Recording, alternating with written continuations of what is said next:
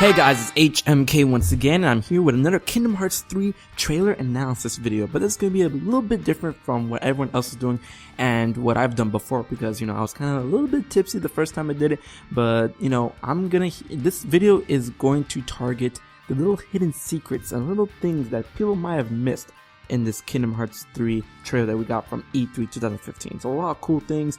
Everyone's talking about the chess pieces, everyone's talking about the calendar, all those things. I'm gonna go nitty gritty into little details that are gonna be very, very interesting for you to see. So obviously we have here young Xehanort and young Ericus talking about the ancient Keyblade War. I'll get into it a little bit later for little secrets, whatever. Now we see here Sora, he's free running, alright, because Tetsuya Nomura did confirm that free running is going to be a mechanic in this game. Now, we never really had free running in Kingdom Hearts before, and everyone's wondering how it's going to work. Now, I've theorized that, of course, like many other people, when you associate free running with anything, you have to press down a button. And I'm pretty sure that holding down square, which is usually the dodge, block, or whatever button, with dodge or sliding dash or whatever, that's the button you press for, doing all those commands. So you press it, you dash, but then you hold it and then you kind of run faster. You go into free run mode, in which you can scale buildings, run up walls, do all this crazy stuff. So that's pretty much what I think is going to happen. Now, this Keyblade that we see Sora fighting with in Mount Olympus, this is obviously going to be the Mount Olympus Keyblade, and I'm going to close in on it later on in the scene, and it shows that it is indeed Zeus holding a lightning bolt, and his hand holding the lightning bolt acts as the teeth for the key. So that's really, really interesting. So I'm pretty sure that in Kingdom Hearts 3 we're going to meet with the rest of the gods. This is going to be a world of epic proportions, because everyone and their mamas noticed that, this Mount Olympus world is huge. It is fucking gigantic. And that's one thing I'm really excited for Kingdom Hearts, because we never really had a huge open world area, aside from, a lot of people would argue maybe the world, and not the world ends with you, but the world that never was. But this is indeed, cranking it up to 11. Now we see Sora running up walls, vaulting over a little edge or whatever, and he seems to be running with a brand new running animation, which we've never seen in any Kingdom Hearts game. But I will say this, this running animation, this is probably like him in free running mode. He's, running over rocks. He's being very careful, dodging or whatever. But I don't think this is his, overall running animation, his regular stance. Like if he's not in combat, this is his running animation. No, it's not that. And I'm going to go and prove why in a little bit. This is obviously his free running animation. And obviously when he goes into battle, he holds his Keyblade with, the battle stance. He holds it up like he did in Kingdom Hearts 2 and in Dream Drop Distance. And speaking of Dream Drop Distance, that's what I'm going to pertain to. Now, obviously here we're fighting a bunch of Heartless. Now, the one thing that that beautiful shot. Yes, so good. I mean, you can even see, look in the distance, you can see the shadows of the rest of the land there, like the little pathway. I don't know if you can actually go to that, but if you can, whoo-hoo, happy birthday to me. So, this is the one thing that I'm talking about when it comes to Heartless.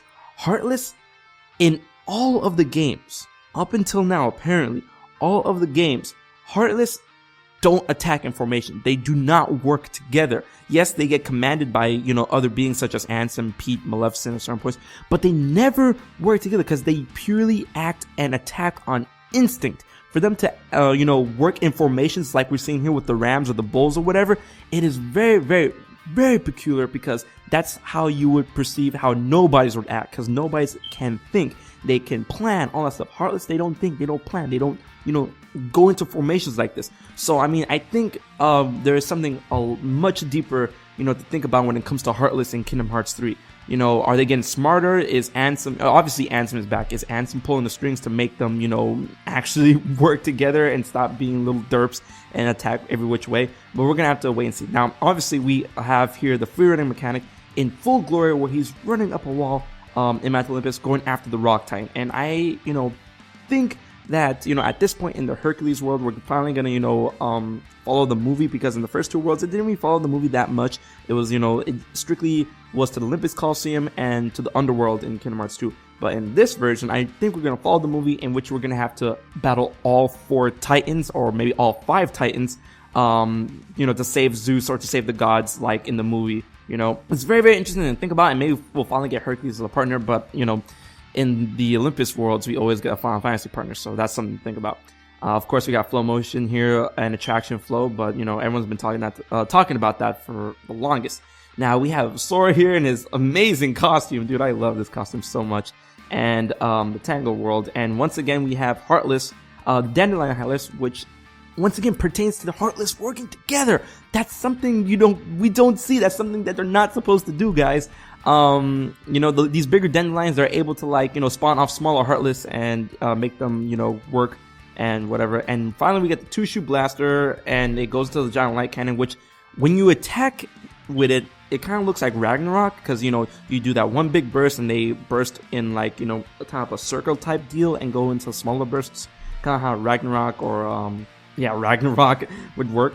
So it's very cool. You know, it makes you think that these Keyblade transformations, they may be, you know, replacing limits, but I don't think so.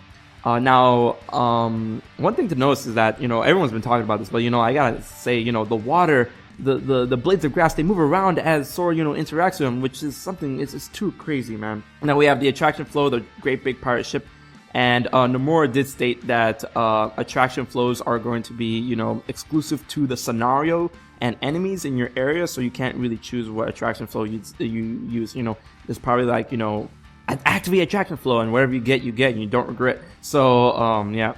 Now, if you look at this is the thing I'm talking about. For a couple of seconds, you see Sora running after all of the Heartless are dead or whatever, or he's running away from battle. He's running with a different running animation for like 2 seconds, alright? Not his free running animation, his regular running animation, which is probably exactly like the running animation, his, you know, regular running animation from Dream Drop Distance, where he, you know, he runs with both of his arms flailing forward, and he has his Keyblade in his hand running forward. So you can see that, look, he, like, you can slow it down and see that he is actually running with a different running animation than his free running animation. So that's something to think about, you know. Obviously, we're gonna have running, free running, all that stuff. Now, here's a thing that a lot of people tend to overlook. You know, I'm not saying that everyone overlooked it, but Sora casts Blizzaga, or Blizzard, or whatever. It activates and it makes a little tiny, like, frozen, I would say, frozen pipe, in which he slides on, and you can see that the flow motion here is activated, the blue is activated, and he jumps off of the ice, gets his Keyblade, turns him into two-shoe blaster again, and starts shooting the Heartless below him, which makes you think, are there going to be specific Keyblade flow motion attacks? Because we do know about flow motion attacks in Dream Drop Distance, but it seems that, you know, he had this bright crest like Keyblade, and he went to flow motion, and now he's activating two-shoe blaster. And according to Nomura, Keyblade transformations are only mapped singularity to a certain Keyblade, so you can only have one transformation per Keyblade. So I mean, I guess we're gonna have different and very specific type attacks when it comes to flow motion, when it, you know, comes to the a certain Keyblade that you use, you know. So that's all we have to think about. Now, a lot of people have been like, oh yeah, there's this guy hanging over the edge when you're fighting in Twilight Town. Oh, what is that? Is that a character? Guys, that's a Heartless. You're gonna see it in a little bit after Sora gives these people the business. We have the teacups, right?